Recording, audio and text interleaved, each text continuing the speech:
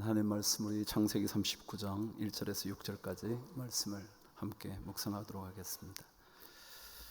아마 앞으로 한 주 혹은 2주 정도까지 이 본문을 가지고 말씀을 묵상하게 될 겁니다. 창세기 39장 1절에서 6절까지 저와 한 목소리로 6절까지 말씀을 읽어보도록 하겠습니다. 시작. 요셉이 이끌려 애굽에 내려가매 바로의 신하 친위대장 애굽 사람 보디발이 그를 그리로 데려간 이스마엘 사람의 손에서 요셉을 사니라. 여호와께서 요셉과 함께 하심으로 그가 형통한 자가 되어 그의 주인 애굽 사람의 집에 있으니 그의 주인이 여호와께서 그와 함께 하심을 보며 또 여호와께서 그의 범사에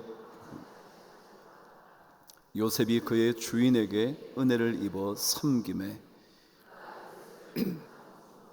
자기의 소유를 다 그의 손에 위탁하니 그가 요셉에게 자기의 집과 그의 모든 소유물을 주관하게 한 때부터 여호와께서 요셉을 위하여 그 애굽 사람의 집에 복을 내리심으로 여호와의 복이 그의 집과 밭에 있는 모든 소유에 미친지라.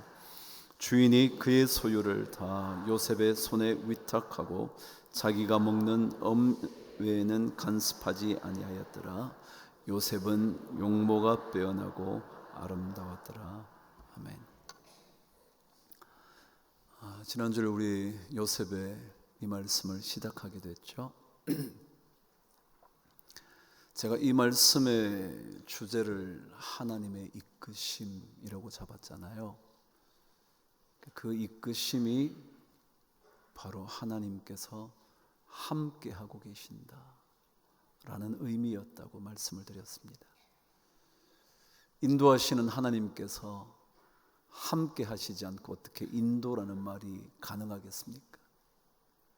멀찍이 떨어진 채로 명령하시는 것만이 아니라 가까이에서 손을 잡고 이끌어 가시는 것이 그분의 이끄심이라면 당연히 이끄심은 함께 하심이라는 단어와 연결이 될 거다, 그렇게 말씀을 드렸죠. 그분께서 함께 하시면 우리의 인생은 형통함의 복을 얻기 시작을 합니다. 이것이 요셉의 인생을 요약할 수 있는 가장 핵심적인 내용일 겁니다. 하나님께서 이끌어 가시면서 그와 동행함으로 그가 형통한 인생의 은혜를 입게 되는 것, 그것이 요셉의 인생이었습니다. 여러분, 형통함이라는 단어의 의미가 무엇인지 들으셨을 겁니다. 당연히 잘 되는 거겠죠. 여러분의 자식이 잘 되고요, 여러분의 가정이 복을 받고요, 여러분이 하시는 사업이 번창하고요, 여러분이 기도하는 제목들이 응답되고요, 그게 형통함일 겁니다. 그래요, 당연히 그러셔야죠. 그런데 형통함의 또 다른 중요한 의미가 앞으로 전진한다라는 것 기억하시겠죠. 아무리 힘든 상황을 만나도, 고난의 물결이 덮쳐와도 그 고난의 물결 속에서도 한 걸음 한 걸음 포기하지 않고 나아갈 수 있는 것, 그것을 가리켜 우리는 형통함이라 말씀을 드렸습니다. 고난 속에서도 오히려 우리의 인격과 믿음의 성품이 점점 더 견고해지고 성숙해져 갈 때 그것을 형통함이라 그런단 말이죠. 그렇게 본다면 그리스도인의 삶의 어떠한 순간도 우연히 찾아온 것이라고 말할 수 없죠. 하나님께서 이끌어 가시는 삶이니까요. 하나님께서 함께 하시는 인생이니까요. 그것만이 아니라 그것으로 인하여 형통케 되어가는 과정일 테니까요. 물론 스스로 죄를 짓고도 그것을 하나님의 계획이라 말할 수는 없잖아요. 그래서 아예 야고보서는 그러한 욕심에 빠지는 것이 자기 욕심에 끌려 미혹받을 때 그렇다 그러지 그것이 하나님의 계획이라 말하지는 않죠. 그러나 그러한 죄 가운데에서도 하나님은 그와 함께 하여 주셔서 그의 인생을 죄 가운데 멈추어 있지 않고 계속 하나님께로 나아가게 만드신다는 거죠. 그게 형통함이라는 겁니다. 오늘 저는 여러분들과 함께 좀 더 형통함의 의미가 무엇인지를 말씀을 통해 확인해 보겠습니다. 오늘 저와 함께 말씀 2절을 시작합니다. 시작. 여호와께서 요셉과 함께 하심으로 그가 형통한 자가 되어 그의 주인 애굽 사람의 집에 있으니 그랬습니다. 형통함의 은혜를 입으면요, 오늘 성경은 그 뒤에 이렇게 이어져 있습니다. 그가 주인의 집에 있게 되었다 그랬습니다. 무슨 말이냐 하면 그 당시 노예들은 주인의 집에 머물러 있을 수 없었답니다. 아무리 주인을 섬기는 노예였어도 주인의 집에 머무르는 것이 아니라 노예의 거처가 따로 있었다는 거죠. 그래서 만일 그가 주인의 집에 머물러 있게 되었다는 것은 특별한 은혜를 입었다는 의미이라 말합니다. 그러니까 하나님께서 함께 하심으로 형통한 인생의 주인공이 되면 어떤 인생이 펼쳐지느냐 하면 특별한 은혜가 생긴다고요. 우리가 생각지도 못하는 은혜요. 이것 정도 하면 이것 정도가 주어질 것이라는 그런 것을 뛰어넘은 특별한 하나님의 은혜가 있다는 겁니다. 한번 생각해 보십시다. 여러분과 저의 삶이 노예 같은 인생이라고 해도 그 자리가 특별한 자리가 되게 만들어 주신다는 거예요. 여러분의 가정이 아무리 힘들어도요, 그 자리가 하나님의 특별한 은혜가 머무는 자리가 된다는 거예요. 여러분의 직장이 아무리 보잘것없어도요, 그 자리가 하나님의 놀랍고도 새로운 은혜가 머물 수 있는 공간이 된다고요. 그게 하나님이 함께 하심으로 얻게 되는 형통의 복이에요. 그런데 오늘 성경은 진짜 이 형통함의 복이 어떤 것인지, 형통이라는 것이 무엇을 의미하는지 또 다른 한 차원을 우리에게 설명을 합니다. 저와 함께 말씀 2절을 다시 읽습니다. 시작.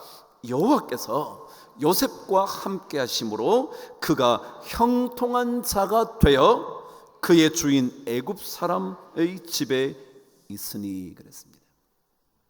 하나님이 함께 하시면 형통한 자가 되는데, 형통한 자가 되었다고 오늘 성경은 기록하는데, 여기에 형통한 자가 되어 라는 단어는 히브리어 원어에 의하면 이런 뜻입니다.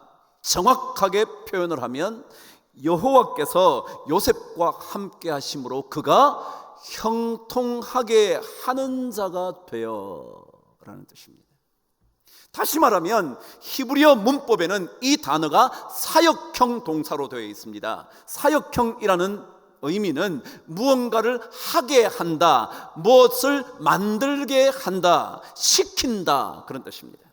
그러니까 형통하다는 의미는 내가 형통한 것을 뛰어넘어서 누군가를 형통하게 만들어준다, 그런 뜻입니다.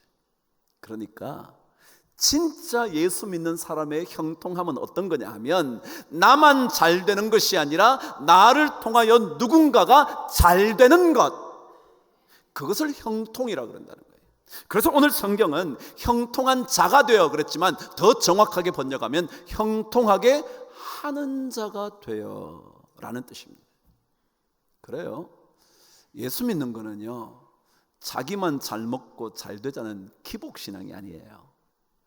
내가 잘됨으로 인하여 누군가가 나를 통하여 잘되는 인생이 되는 것, 내가 복을 받음으로 인하여 내 복이 흘러가서 누군가에게 복이 되어주는 인생이 되는 것, 그게 형통한 자가 된다는 의미입니다.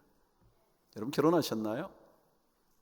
저는 결혼하셨다면 여러분 가정 때문에 상대방 가정이 복되게 되어야 합니다. 다시 말하면 나랑 결혼한 아내의 가정이 남자인 내 집안으로 말미암아 복을 받아야 합니다.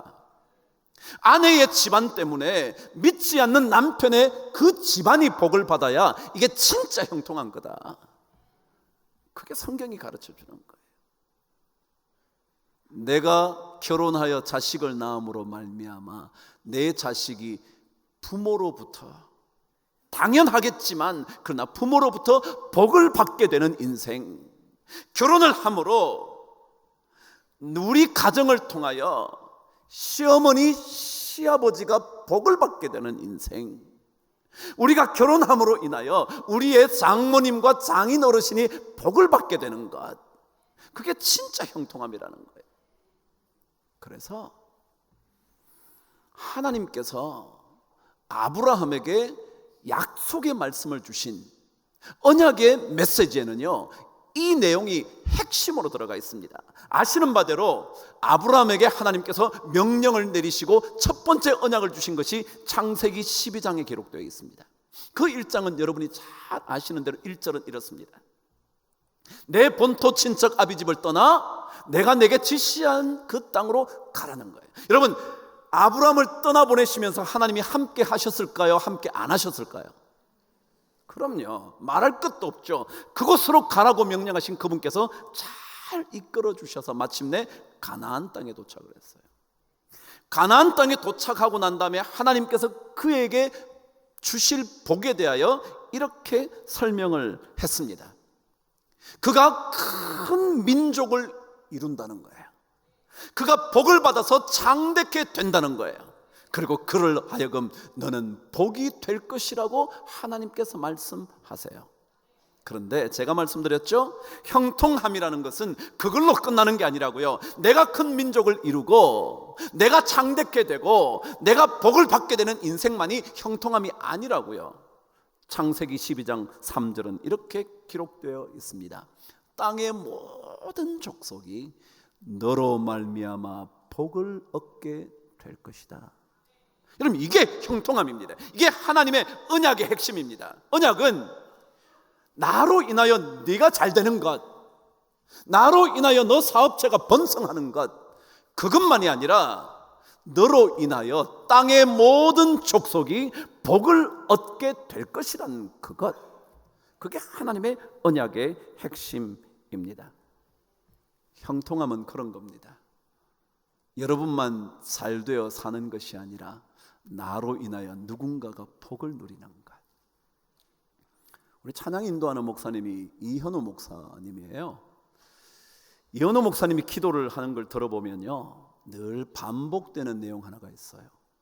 제가 청년부에 가서 기도할 때 들어봐도요, 수요 예배에 기도할 때 들어봐도요, 여기에서 간간히 찬양을 마치고 기도할 때 기도를 들어봐도요, 늘 반복하는 단어가 있어요. 그게 말하면 뭐냐 하면 흘려보내는 인생이라는 겁니다. 흘려보내는 것. 내가 복을 받았어요. 내가 잘 되고 있어요. 내가 멋진 인생의 주인공이에요. 근데 그것이 자기에게 사장되어 있는 것이 아니라 누군가에게 계속 흘러가게 만드는 거예요. 왜냐하면 그것이 진짜 형통함이라는 의미이거든요. 우리 교회가 다른 단체 돕는 일에 참 열심입니다. 어떤 교회보다 열심이라고 저는 생각합니다. 이유는 딱 한 가지입니다.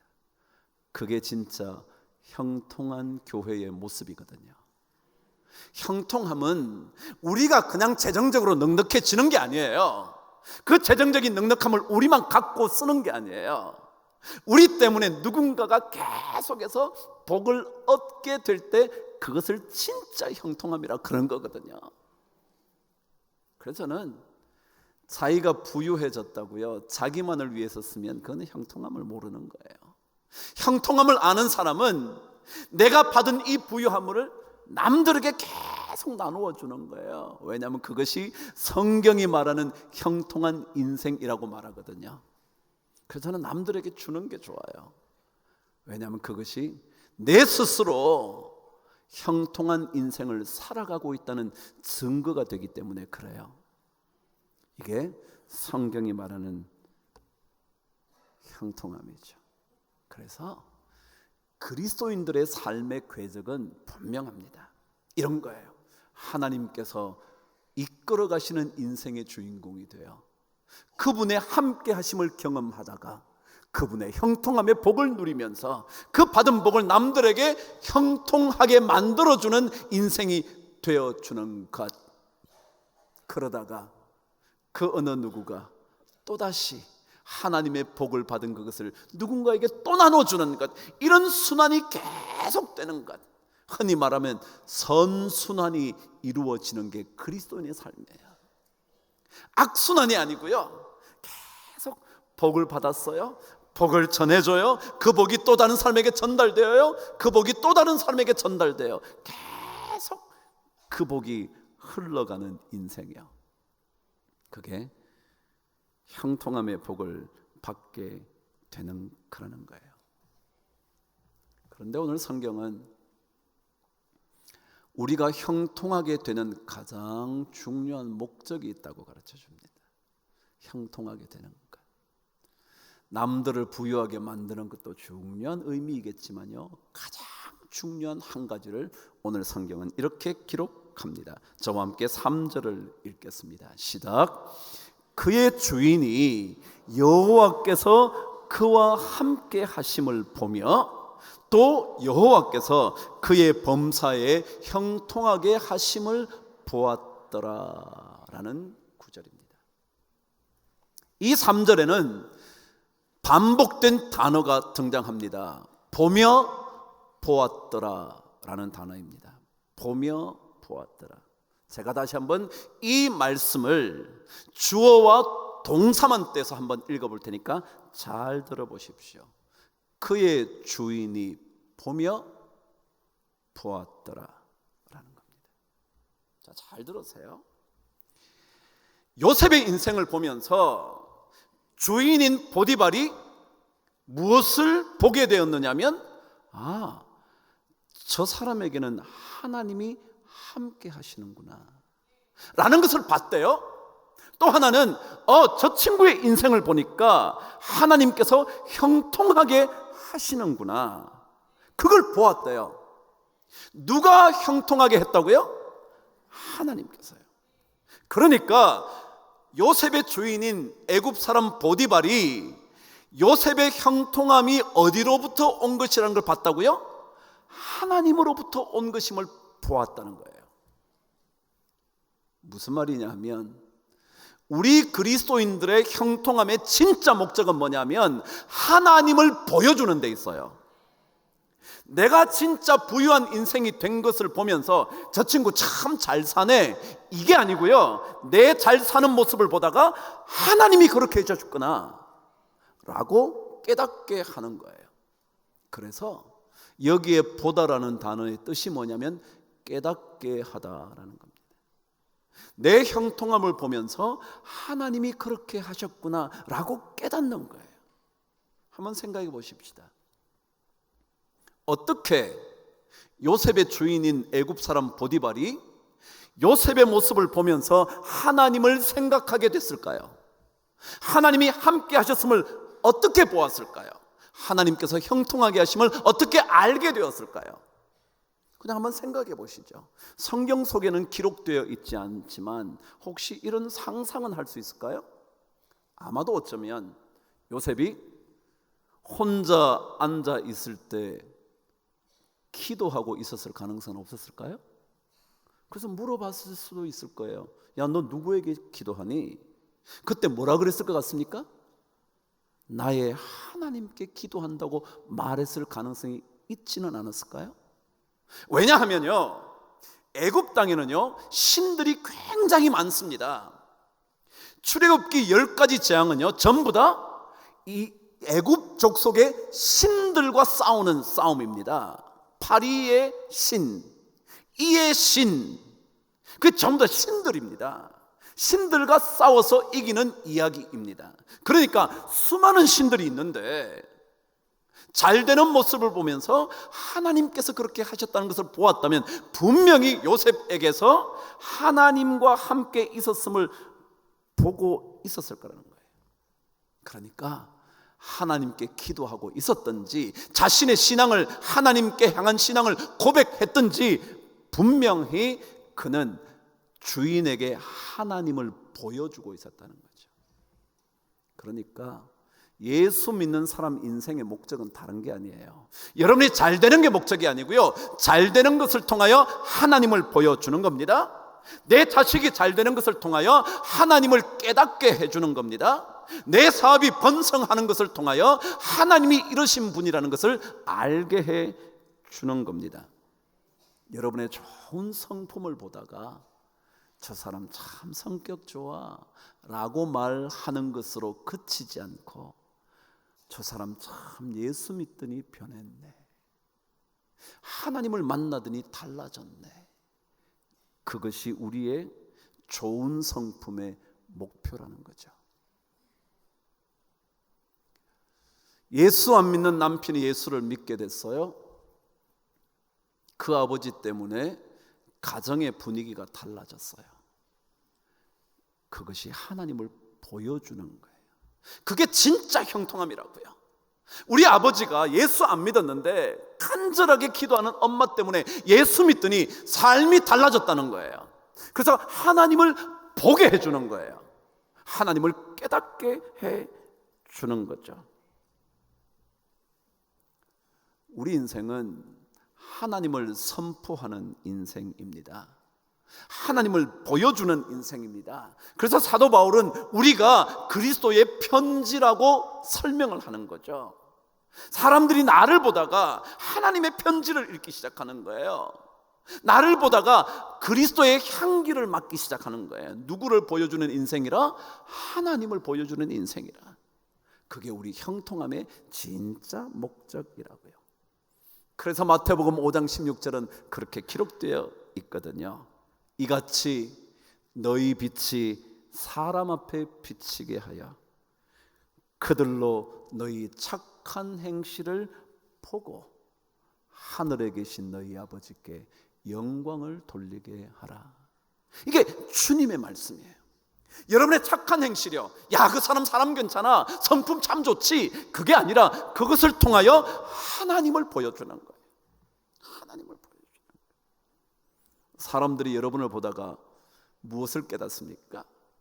사람들이 여러분의 사업 잘 되는 것을 보다가 무엇을 생각합니까? 야, 나도 저 사람처럼 돈 벌어야지, 저 사람처럼 좋은 차 타고 다녀야지, 그런 생각을 느끼게 합니까? 아니면 하나님이 저 사람에게 어떻게 하셨길래 저런 복을 받을까? 어떻게 하면 우리가 하나님을 보여줄 수 있을까? 그것이 바로 우리 그리스도인들의 삶의 모습이라는 거죠.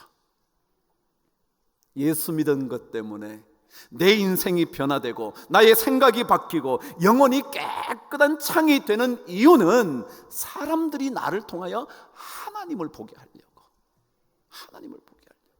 직장에서 다른 사람들보다 더 인내하고 더 많은 시간을 그 회사를 위하여 헌신하고, 그리고 남들보다 더 칭찬하는 말을 하고 남들보다 더 넉넉하게 베푸는 그 이유가 하나님 보여주려고, 승진해 보려고, 윗사람에게 잘 보이려고 열심히 일하고 더 남들보다 더 뒤늦게까지 일하는 그게 아니고 진짜 하나님을 보여주려고. 저 우리 교회가 어려움이 있었을 때 제가 왜 그만둔다 그런지 여러분 기억하시나요? 저는 이렇게 주변 사람들에게 예수 믿는 것들 저거 한번 봐, 싸우는 꼴을 한번 봐, 저는 그 얘기 듣는 게 싫었어요. 우리는 하나님을 보여주는 사람이지 우리 욕심을 보여주는 사람이에요. 우리 잘 되는 것을 보여주는 게 아니에요. 하나님 보여주려고. 이 교회가 왜 있어요? 왜 존재해요? 하나님 보여주려고. 사람 많아져서요? 그 교회 다니는데 그 얘기 들으려고요? 그런 교회 목사래, 그 얘기 들으려고요? 아니요. 우리의 형통함은요, 하나님을 포기하는 겁니다. 저는 요셉이 노예의 인생을 살면서도 어쩌면 그 주인에게 하나님을 보여주는 사람이 됐을까 생각해 보세요. 바로쯤 되어야, 바로 왕쯤 되어야 친위 대장 보디발에게 영향을 미치지 않겠습니까? 와, 바로 왕처럼 나도 되어야지. 그런데 아니요. 한낱 노예에 불과한 요셉을 보면서 저 친구에게는 형통케 되는 삶이 있어. 그게 하나님 때문인 것을 깨닫게 되었다는 거예요. 식당에서 식사를 앞에 두고 기도하시나요? 하시겠죠. 그러나 여러분, 그것으로 그치지 말고 진짜 하나님을 보여주세요. 하나님을 보여주세요.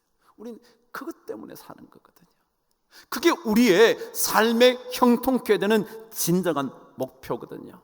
진짜 하나님을 보여주고, 진짜 하나님의 넉넉하심을 보여주고, 하나님의 형통케 하심, 그 사람의 성품이 하나님으로 말미암아 달라졌다는 것을 보여주는 것이 우리 목표지, 다른 게 아니라는 거예요. 그래서 모든 이들이 하나님을 보게 되고 하나님을 깨닫게 되고, 그래서 그들 또한 삶이 형통케 되어서 끊임없이 이 복이 흐르도록 만드는 것이 바로 형통함이다, 그런 거예요. 우리는 이 형통함의 사이클을 계속 만들어갈 의무가 있다고 생각해요. 우리 교회가, 우리 성도가, 여러분 때문에 여러분 주변의 사람이, 바로 옆에 있는 성도 그분이, 그래서 계속해서 형통함의 은혜를 누리게 되는 거죠. 우리 인간은요, 참 바뀌기 어렵거든요. 참 안 바뀌어요. 어쩜 그렇게 안 바뀔까? 우리나라의 정신분석학자 중에 꽤 유명한 학자 한 분이 계셨어요. 이근후라는 교수였어요. 그분이 정신과 의사 생활을 오랫동안 했죠. 근데 그분이 나이가 이제 많이 드셨어요. 근데 그분이 최근에 이런 제목의 글들을 써내기 시작했어요. 제목부터 재밌어요. 나는 죽을 때까지 재미있게 살고 싶다. 재미있게 사세요. 죽을 때까지. 제가 오늘 아침 말씀을 보내드렸는데 이 말씀한 거 기억나세요? 신명기 말씀에는 기쁨과 즐거움으로 하나님을 섬기지 않으면 하나님께서 적들을 보내 우리에 있는 것을 다 빼앗아 가버릴 거래요. 즐거움과 기쁨으로 섬기지 않으면, 하나님 섬기지 않으면. 그러니까 우리 재밌게 살고 싶다가 복음적으로 말하면 뭐 어떻게 산다고요? 기쁨으로 사는 거예요. 여러분이 기쁨으로 살게 되기를 바라요. 또 다른 제목의 책을 썼어요. 어차피 살 거라면, 여러분 사시겠죠? 어차피 살 거라면 100살까지 유쾌하게 나이 드는 법. 꼭 좀 읽어보세요. 젊은 것들은 안 읽어도 돼요. 그러나 곧 읽게 될 거예요. 읽어보세요. 한번 읽어보세요. 근데 그분이 정신과 의사로 상담을 50년 이상 하면서 부동의 상담 1위가 뭐냐면 부부싸움이랍니다. 그런데 그 부부싸움의 내용이 이런 것이랍니다. 이 사람은 젊을 때나 지금이나 똑같아요. 이는 원래 그런 사람이에요. 절대로 안 바뀌어요. 그단 말이에요. 지금까지 같이 산 제가 바보죠 라는 게 상담 1위였답니다. 절대 안 바뀐다는 거, 절대 안 바뀐다. 그러나 우리 그리스도인들의 사명은요, 저와 여러분들이 예수를 만남으로 인하여 형통한 자가 되어 그 누군가에게 예수를 보여주고 그 사람도 또다시 형통한 자가 되어 형통케 하는 자의 인생을 살게 만드는 것, 그것이 하나님이 그렇게 하셨다는 것, 그걸 보여주는 것이 우리 그리스도인의 목표라는 거예요. 예수 믿는 여러분과 저 때문에 내 옆에 있는 그 누군가가 달라지는 거예요. 와, 저 사람 때문에 내 인생이 달라졌어. 아니, 저 사람 안에 역사하시는 하나님 때문에 달라졌어. 이게 우리 목표예요. 우리 교회가 그런 목표를 잘 일구어가는 그런 교회 됐으면 좋겠어요. 그리고 여러분 가정에 여러분과 제가 열심히 신앙생활하는데, 이 믿음의 여행을 하는데, 이 믿음의 여행을 하는 동안 여러분 곁에 있는 그 누군가가 자식이든지 아내이든지 남편이든지 부모님이든지 며느리이든지 사위이든지 그 누군가가 이 놀라운 형통함의 복을 꼭 받게 되기를 바랍니다. 그래서 여러분과 제가 하나님을 보여주는 멋진 인생, 그런 인생 꼭 사시게 되기를 주의 이름으로 축복합니다.